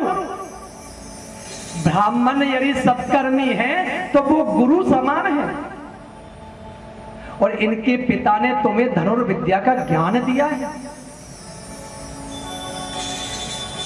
मैया गौतमी के इकलौते बेटा है अश्वत्थामा। मैया गौतमी पर क्या बीतेगी? और देखो यदि तुम्हें कोई दंड देना है तो भगवान जो श्याम सुंदर कहें वो ही दंड दो। आज सभी लोग भगवान श्याम सुंदर से कहने लगे, हे गोविंद आप ही न्यायक हो, आप ही न्यायाधीश हो, इसका फैसला करो कि अश्वत्थामा को क्या दंड दिया जाए। कन्हैया मुस्कुराए, बोले भैया देखो ये बाल हत्यारा है, इसने बालकों का वध किया है, इसलिए इसको मृत्यु दंड दे दो। फिर भगवान कहने लगे, नहीं नहीं भैया ये ब्राह्मण का पुत्र है, इसलिए इसको मृत्यु दंड नहीं देना चाहिए। फिर कहते बोले इसे मार दो, फिर कहते इसे मारो मत, छोड़ दो। भीम कहने लगे अरे कन्हैया तेरे जैसे न्यायाधीश हो जाए तो दुनिया को कल्याण हो जाए, कभी तो कहते हैं मार दो, कभी कहते हैं छोड़ दो, करना क्या है। लेकिन अर्जुन भगवान के भाव को समझ गए और अर्जुन ने महाराज अश्वत्थामा के आधे बाल मूड़ दिए, आधी दाढ़ी मूड़ दी और उसके शीश में जो मणि थी उस मणि को निकाल लिया। शास्त्र कहता है कि सभा के मध्य में किसी का अपमान हो जाता है तो वो मृत्यु दंड से भी बड़ा है। धक्के मार करके अश्वत्थामा को निकाल दिया। उधर सज्जनों अश्वत्थामा को जब निकाल दिया, अश्वत्थामा को शुक्रगुजार करना चाहिए पांडवों का कि मैंने कार्य तो मरने के किए लेकिन पांडवों ने मुझे छोड़ दिया, परंतु ऐसा नहीं है। उसके मन में और द्वेष हो गया, क्रोध हो गया पांडवों के प्रति। मन में सोचने लगा 5 पांडव वृद्ध हो गए, ये मर जाएंगे, 5 पुत्रों को मैंने मार दिया, अब इनके कुल में कोई पानी देने वाला नहीं बचा। फिर ध्यान आया, बोले जब चक्रव्यूह हो रहा था और अभिमन्यु की मृत्यु हुई तब पता चला कि अभिमन्यु की जो पत्नी है उत्तरा वो गर्भ से थी, अब उस बालक का जन्म होने वाला है। उस बालक को यदि मैं गर्भ में मार दूंगा तो इनके वंश में कोई नहीं बचेगा। ध्यान रखना, बदले की भावना से आदमी कहां तक गिर सकता है कि जिस बालक ने अभी जन्म नहीं लिया उसको भी शत्रु मान करके बैठा है अश्वत्थामा। बिना सोचे समझे और उत्तरा के गर्भ पे फिर से ब्रह्मास्त्र का प्रयोग कर दिया और जैसे ही ब्रह्मास्त्र आया उत्तरा घबरा गई, हाथ जोड़ करके कहने लगे पाहि पाहि महायोगे देव देव जगतपते नान्यं तद्भयं पश्ये यत्र मृत्यु परस्परम। पाय पाय महायोगिन, हे गोविंद मैं आपकी शरण में हूं, मुझे मेरे प्राणों का भय नहीं, मुझे मृत्यु कल आए तो आज आ जाए, लेकिन मैं चाहती हूं कि पांडवों के राज को चलाने वाला उनके कुल का एक ही इकलौता दीपक है जो मेरे गर्भ के अंदर है, उसकी रक्षा आप करें। आज भगवान ने ना कोई विलंब करते हुए आधे शरीर से उत्तरा के गर्भ में प्रवेश कर गए सूक्ष्म रूप लेकर के और अपने चक्र को घुमा दिया। ब्रह्मास्त्र जाकर के नष्ट हो गया। भगवान ने उत्तरा के गर्भ की रक्षा की। बोले भक्तवत्सल भगवान की। अब यहां से आगे की कथा कल श्रवण करेंगे। समय का सदुपयोग रखते हुए कथा में समय से पधारेंगे। कथा का समय 12 से 4 बजे तक ही रखा जाएगा, इसलिए ध्यान रखें कि 12 बजे तक आप सभी लोग यहाँ पर उपस्थित हो जाएं। एक बार प्रेम से बोलेंगे बोले भक्तवत्सल भगवान की। वो मीठे रस से भरोरी राधा रानी लागे, महारानी लागे, मन कारो कारो जमुना जीरो पानी लागे। मीठे रस से भरोरी